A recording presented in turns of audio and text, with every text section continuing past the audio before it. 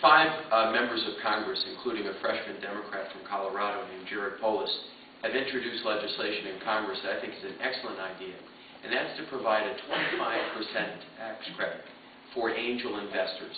And I think that's exactly what we need to do, because as we see all the time and in different areas of the economy, when you keep tax rates low, when you create lower marginal effective tax rates, you encourage investment.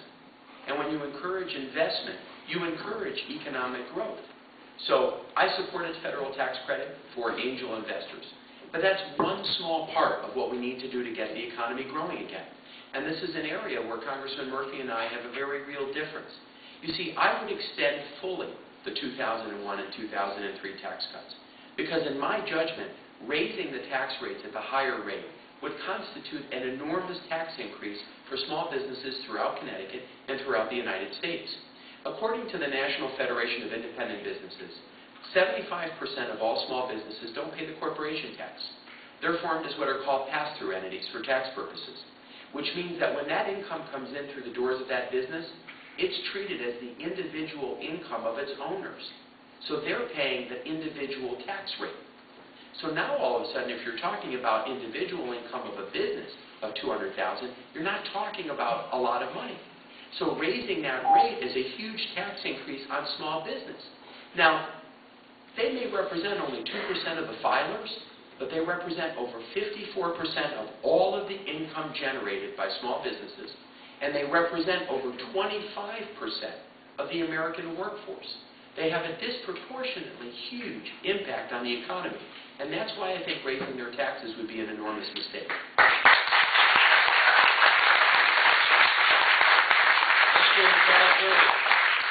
Many bankers, and especially community bankers, feel that the recently signed Dodd-Frank legislation is overreaching and penalizes smaller banks, many of which have held very closely to conservative underwriting practices, despite the pressure to loosen the reins.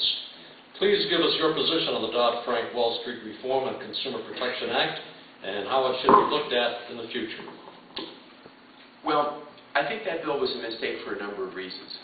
One, because it really does hurt small community banks, because it treats small community banks exactly like it treats the huge financial institutions that got us in the mess in the first place. And so for small community banks to be subject to the same credit czar in terms of credit and underwriting standards that the larger banks are subject to, I think is a mistake, because it's not the small community banks that got us into the problem in the first place. So, in addition to that, the idea that too big to fail is appropriate for us to bail out the largest financial institutions means that the flip side is that these smaller banks don't get supported at all. So it creates a moral hazard, pursuant to which the largest financial institutions get guaranteed that they're going to get bailed out no matter what happened because they're so huge. But the smaller ones, like the community banks, don't get any of those protections. That's inherently unfair. So that's on point to the question why I think the bill is harmful for small community banks. The bigger problem I have with the bill is that in my judgment it did nothing to deal with why we are in the mess we're in today.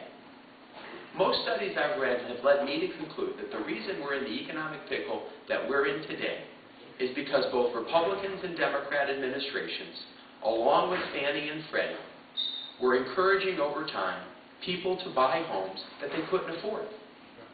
And Fannie and Freddie, because they're guaranteed ultimately by the federal government, were subsidizing that risk, ultimately creating no downfall, no downside for financial institutions that were making loans to people that couldn't afford it.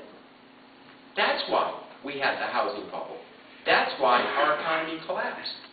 And you know what the Dodd-Frank bill to deal with that? Zero. Not a thing.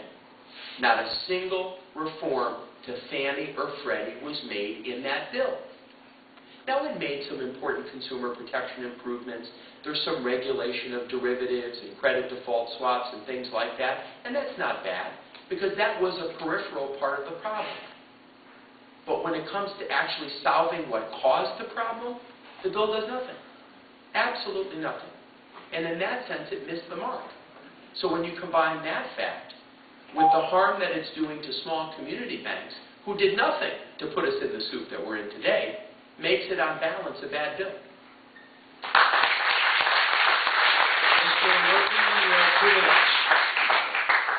I think that repeal of the Wall Street reform legislation would be a mistake for this country. I think it would put us right back in the position that we started in, whereby Wall Street was incentivized to be reckless with our savings. The reason that reform of Fannie and Freddie wasn't included in the Wall Street reform bill was because it had already been passed. It was passed almost as soon as the 2007 Congress was sworn into office, putting tight new capital and leverage restrictions on Fannie and Freddie, and putting a new, much more aggressive regulator. That legislation is on the books today. The problem is that the horse was already out of the barn by the time that the 2007 and 2008 Congress took on that issue.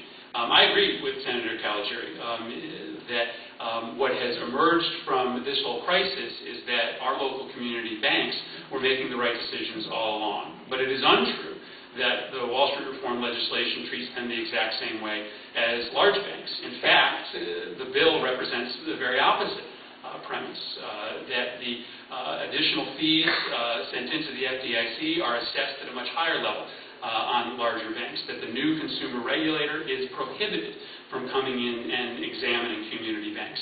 And the type of run-of-the-mill qualified mortgages that are made every day by community banks are not subject to the reserve requirements that more risky mortgages by major Wall Street lenders are subject to.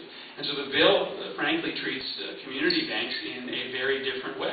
But we needed to change the way that Wall Street worked, because it wasn't just the actions of Fannie and Freddie. It was that Wall Street investment houses were betting with our money one way on one side of the house, and then betting against those very investments on the other side. And that's why this legislation was so critical and why we shouldn't repeal it.